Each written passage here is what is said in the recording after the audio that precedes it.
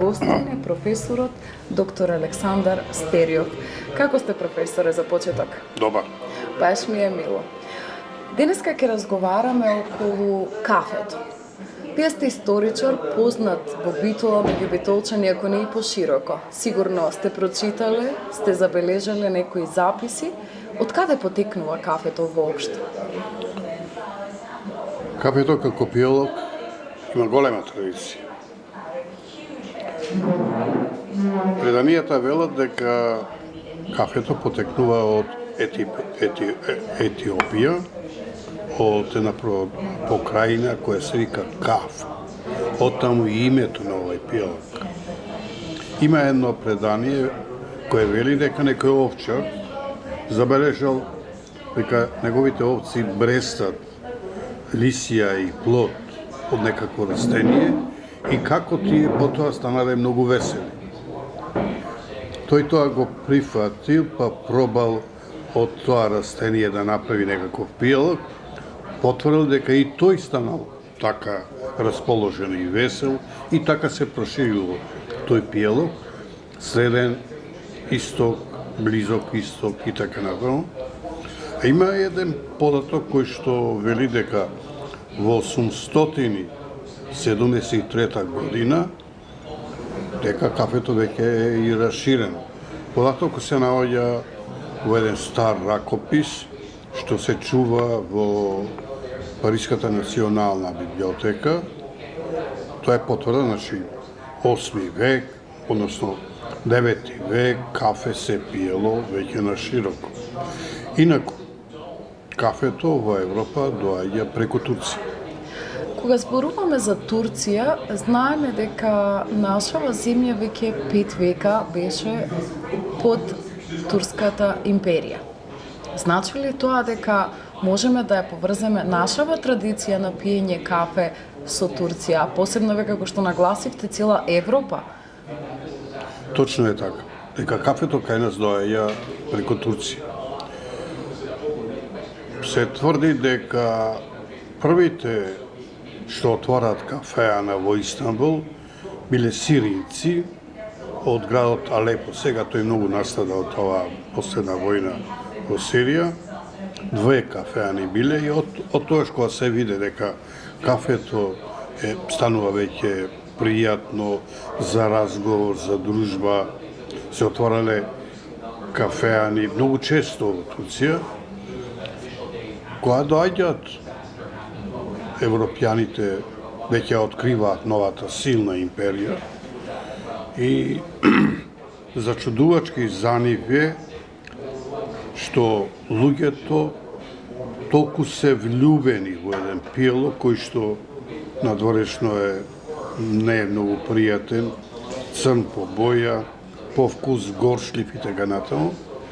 Меѓутоа сваќаат дека навистина кафето помага за расположба, дури и тоа е мотивот за да биде тоа толку популарно, убедување дека помага и во здравствени проблеми, посебно се стимулира врањето на стомакот, па и тие го прифаќаат и преку нас, значи преку Балканот, патува за Европа. Познато е, например, дека во Белград кафеана има во 1520 година. А кафеана доаѓа од кафе, бидејќи таму се служи кафе. Да, доаѓа од кафе. Кафеана доаѓа од кафе, ги имало 2 вида, во затворена просторија и на отворен простор. На отворен простор била затоа што луѓето сакаат да излезат малку на чист воздух, плюс да видат движење. А пак, напротив, во затворените простори имало други предности. Таму се одржувале, да речеме, куклени представи на сценки, театарски, значи настапи. Значи кафеаната била културен центар. Културен дом. Потоа настапувале и медаси. Медах е професионален раскажувач на приказни. Тоа е ала монодрама изведувал тој. Сето тоа помагало кафената да стане моште популарно. И што се случило потоа? Се случило кафеаните да бидат забранени, да потпнат од една општа забрана да не се точи кафе, да не се точи вино и друг вид алкохол и да не се пуши. Значи, забрана и за употреба на тутун. Тоа е прохибиција и прва прохибиција наспроти она што ќе се случи меѓу двете светски во Америка. Толку причината е затоа што тие кафеани станале културни домови, каде што се ширела и некој вид отпор кон актуелната власт, посебно султаните, и тоа е основата за настанувањето на таа прохибиција, која што ќе трае околу 150 години. Меѓутоа, како што ми кажавте, пред да започнеме со снимањето, забраната се однесувала дури и со смртни казни. Точно така. Мощно бројни се случаите кога султан заедно со придружува двајца-тројца телохранители лично шета низ сокаците на Истанбул, влегува во скришни тајни места, мириса дали се пушело, дали се пиело алкохол или се пиело кафе. На лице место, во најгруп случај, биле убивани тие консументи.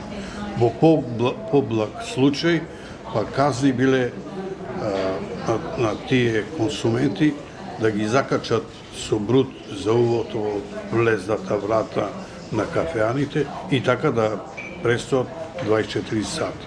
Тоа она потолерантната, по-меката казна.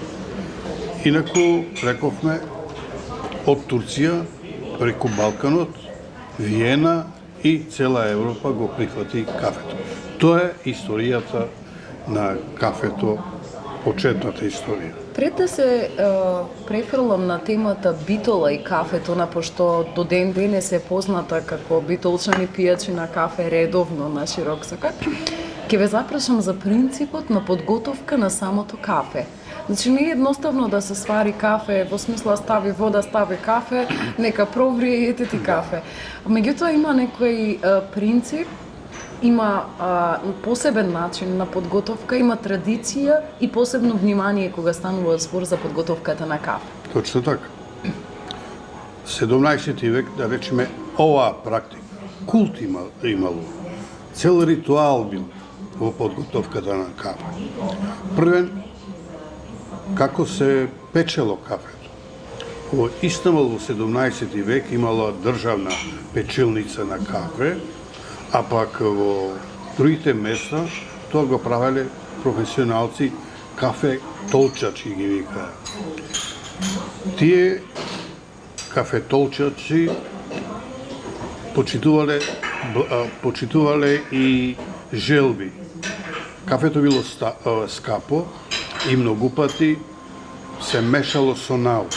Заедно се печело и заедно се толчело. Најубавото кафе било саадека, на турски чисто кафе. А она мешаното така, за домашна употреба, инаку се користело мока кафе, арапско кафе, американско кафе. Американското кафе изгледа ќе да било, бидејќи било многу поевтино, не со тој квалитет како и овие другите кафини. Се подготвувала на овој начин. Се става во гезве со долга рачка, вода за онолку соли колку што имаме гости. Се вриело, зборуваме за 17 век.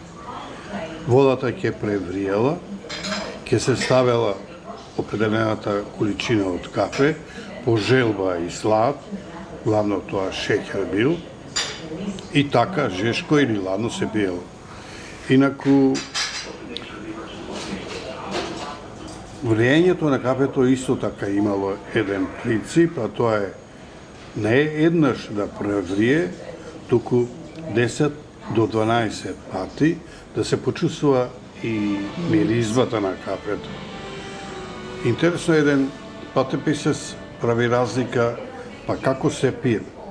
Кафето одело со вода. Еве и ние вода имаме тука. Одело со вода. Додека, вели тој патеписец, французинот кафето го пие, водата ја пие после кафето, за да ја исплатни устата, турчинот, сладкусец инаку бил на кафе, а водата ја пие пред кафето. Има причина зашто. Да се оплакни устата и да се почувствува вкусот на кафето посебно.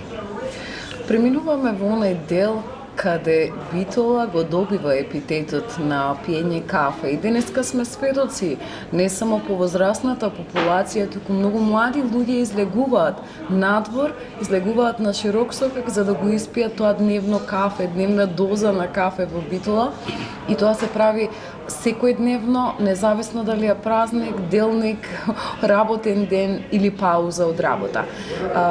Често знам и луѓе кои што заради годините, заради принципот на живење ги смениле тие навики со возраста, меѓутоа ако не секојдневно, барем еднаш во месецот ќе си обезбедат слободно време и ќе излезат на широк сокак на кафе. Како се случува кафето во битола? Кога доаѓа кафето во битола? И во битолот кафето доаѓа доста рано. Ако предпоставиме она што го рековме пред малку, дека во Белград кафеана има 1520 година, веројатно точни податоци за почетоците немаме, но имаме некои други сознанија кои што упатуваат на заклучок дека кафето и во битола било дојдено многу рано. Најдов податок дека во 1634 година, турски податок е тоа, од турски документи е тоа, дека во битола оката кафе, тоа е нешто повеќе по тежина од килограм, чинело 100 акчина. Акчина е сребрена пара, тоа значи доста скапо е кафето, но еве го има во битола. Тоа значи, ако го има кафето, имало потреба тоа и да доаѓа, значи имало кафеана. Со сигурност знаеме дека во 1678 година, името на собственикот на кафеаната ја немаме, но знаеме дека имало кафеана. Колку доаѓаме понапредно, поново време, кафеани се повеќе се отвораат и во битола, дојат и чести забрани да се рушат и точилниците на алкохол и кафеаните. Едно десетина документи јас имам најдено, кои што се упатен директно до властите во Битол да се рушат кафеаните. Во 19 век веќе кафеани има доста. Да речеме, почетокот на 20 век, на 19 век, еден податок говори дека ги имало во Битола 20, исто толку и нешто повеќе има во средината на 19 век, а при крајот ги има 100 кафеани. Значи, употребата, консумацијата на кафе е многу популарна. Значи ли тоа дембелчаршија дека тука игра голема улога? Да. Па, денеска она што е широк сокак, 19 век беше крај Драгоријето. Тоа било шеталиште, тоа било место каде што има многу кафеани и незалудно има името и дембелчаршија. Таму се престојувале главно синови на Аги бегови, христијани побогати. Од двете страни на Драгород бројни кафеани се наоѓале. Реков јас, невзалудно тоа место и денес се именува како Дембелчаршија. Првата кафена била кај што е сега музеот на албанското писмо, од другата страна на Драгород, значи од десната страна, се викала таа кафеана Каваци многу популарна била. Кој ја држел, мислам дека најдопознато дека христијанин ја држел таа кафена, а на просторот меѓу малото железно мовче кај општината и широкиот мост кај судот, таму од двете страни се наоѓале бројни кафеани, кај што се уживало локом и чај и кафе. Денешнава состојба, денешнава традиција која што еве уште одамнина си ја влечеме и не поставува како луѓе кои што навистина уживаат во кафето и ден денес. Која е вашата оценка? Слушнавме на времето како се пиело кафето, како се приготвувало кафето, колку било скапо кафето. Сметате ли дека денеска доволно се почитува традицијата на, така да се изразам, правилен начин на пиење кафе или можеби претеруваме? Духот на дембел чашија е пренесен На широк сок. На широк сок. На широк сок е пренесен.